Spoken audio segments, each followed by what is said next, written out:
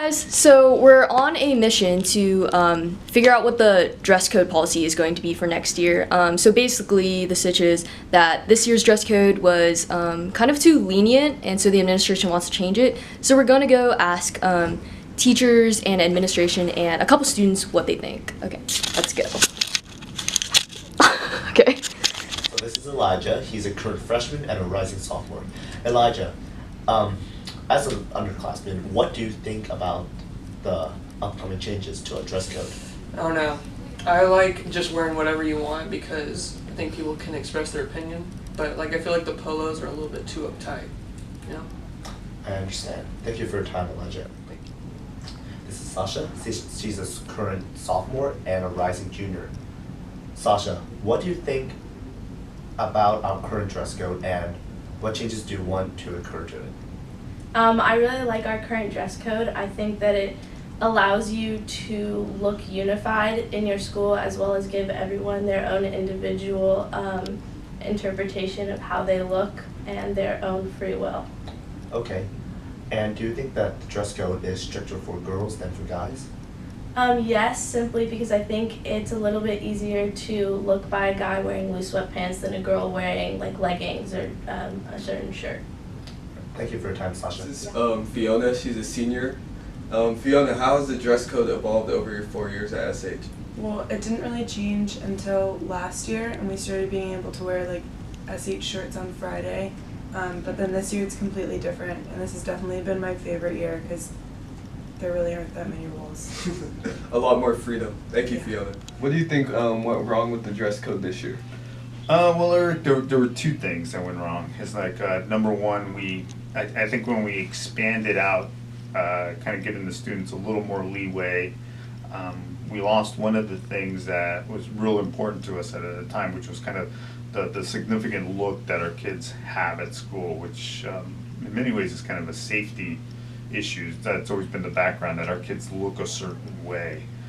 So I think that that kind of went away, and even talking to our campus security people, that sometimes it's just tough to identify who's one of our students. I know the students appreciated having a little more latitude with it, but I think at the end, just from the adults and the safety perspective, it was really important for us just to make sure that we can always identify who our kids are at all times, and especially with being very, very busy crossing every day at school. And I think the second thing that kind of went wrong is we really wanted to make sure that students were wearing something that was representing the school, and we didn't have the infrastructure set up for that. So I think we're working on to address that for next year, just to make sure that our kids have in their hands clothing that represents the school, and it will be very, very helpful in the whole safety concept that we're talking about.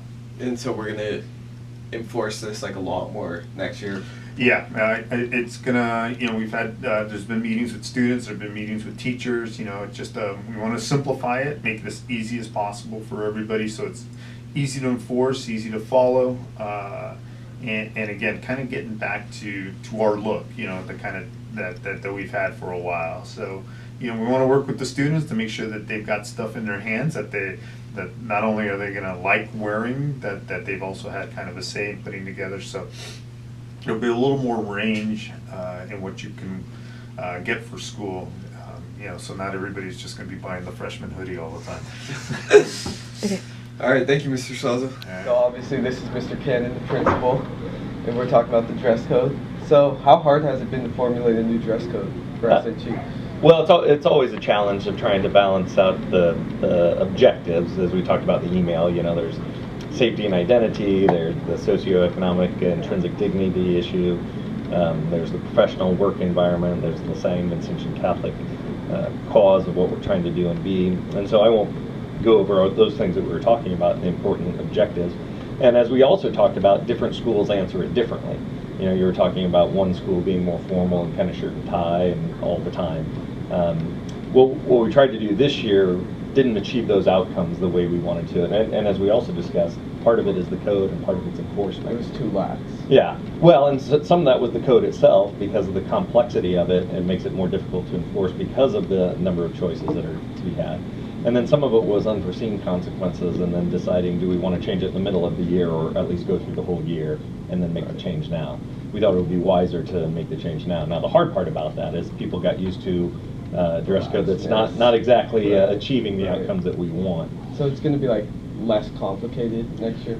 So when I met with all the faculty and staff, that was a strong request of theirs, is to make it more simple, more consistent, and quite frankly, many of them, even though they didn't use these words, the easiest thing to enforce would be a uniform, right? Because there'd be only 1 or 2 items, you can tell right away that everyone's in dress code, that sort of thing.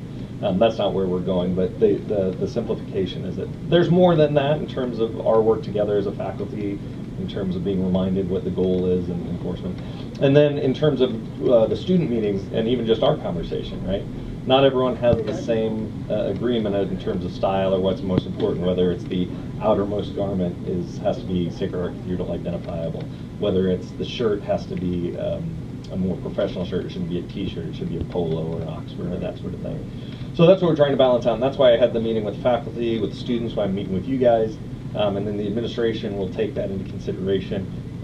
We have gotten some parent input, and in a perfect world, I'd have a more formal parent conversation as well, but we do want to get a final decision out in the next couple of weeks, so over the summer, all students and families can prepare for the dress code. Okay, thank you so much. You're welcome.